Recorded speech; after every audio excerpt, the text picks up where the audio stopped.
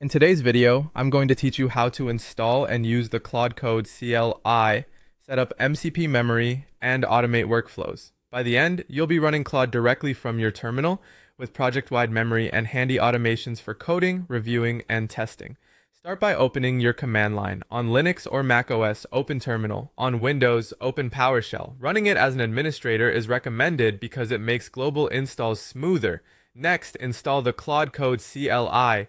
On Linux or Mac OS, run curl fssl https claude.com install.sh bash. On Windows in PowerShell, run iwr https claude.com install.ps1 useb/iex. This installs the CLI globally, so it's available in any directory. When it finishes, verify the install by running Claude of version. If you see a version number, you're good to go. If you want uninterrupted access without logging in every time, set your API key as an environment variable. On Linux or Mac OS, run export Claude API key, your API key here. On Windows PowerShell, run sex Claude API key, your API key here. Replace the placeholder with your key and restart your terminal so the change takes effect.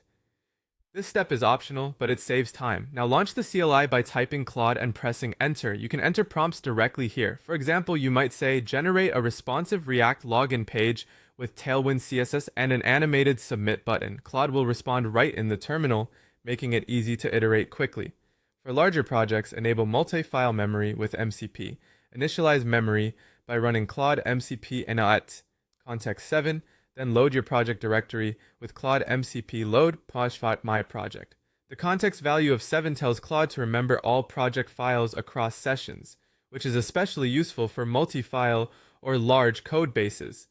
To speed up your workflow, activate built-in skills.